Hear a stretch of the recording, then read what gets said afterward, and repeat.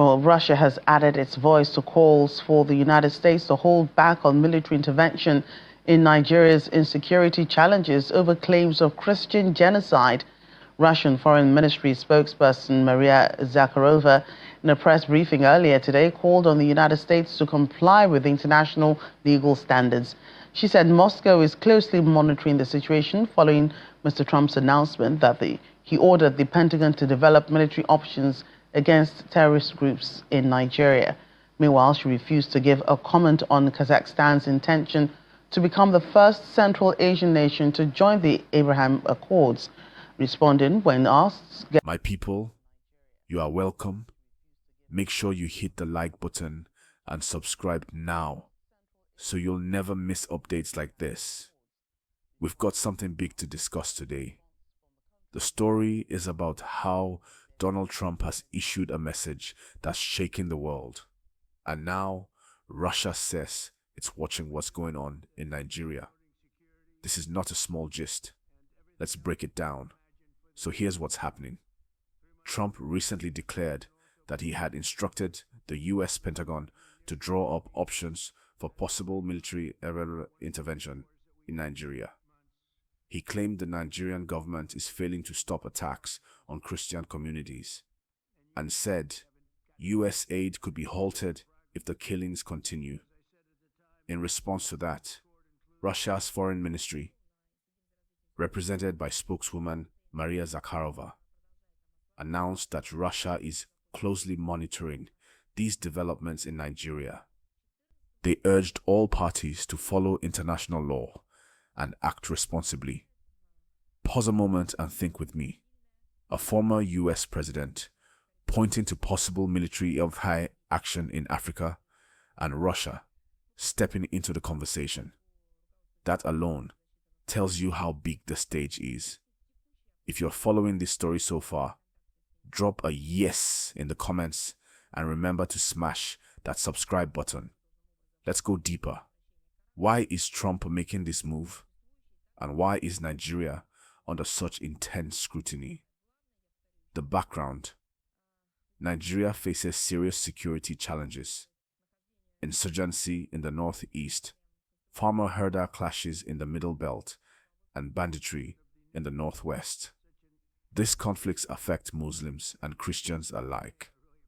Trump's framing is about religious persecution, saying Christians are being killed and Nigeria is not doing enough. That triggered his threat of military action and aid suspension. Nigeria's government swiftly rejected the idea that foreign forces would step in without respect for its sovereignty. Now, add Russia to the mix. Russia says we're watching, which signals two things. First, Nigeria's situation is not just a bilateral US-Nigeria issue anymore. It has international implications. Second, Russia may be positioning itself in the conversation about influence in Africa. For you at home, this is about more than one country. It's geopolitics. Let's talk about Nigeria's posture. The Nigerian government insists it can handle its affairs. It rejects the idea of outside military boots on its soil.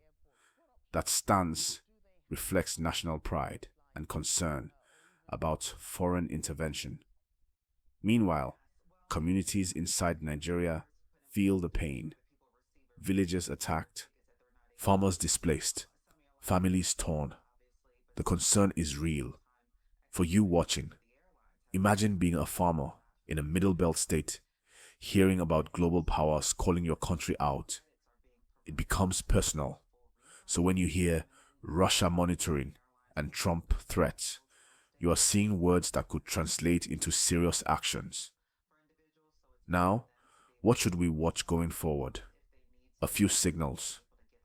Will the US actually cut aid or move military assets? Will Nigeria invite or reject foreign assistance?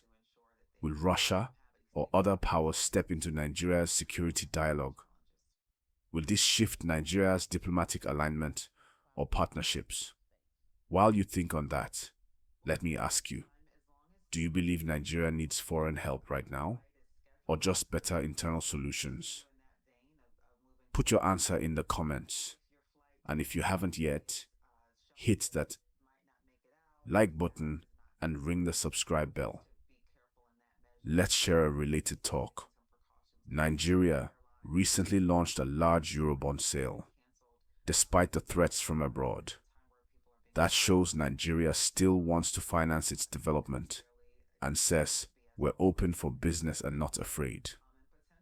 Meanwhile, the inclusion of Nigeria as a partner in the BRICS bloc signals a desire to diversify global partnerships.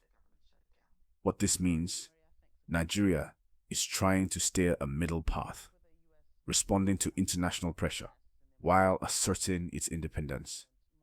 That is smart, but it's a tricky balance. My people, let me be real. If foreign intervention happens, the outcomes are unpredictable. It might bring resources, but also risk sovereignty, local backlash, and unintended consequences. So we must watch closely what Nigeria's leadership does, how civil society reacts, and how local voices are heard. Before we close, let me ask you again, which scenario worries you most? Foreign military involvement, deepening internal conflict, or Nigeria being pulled into global power games?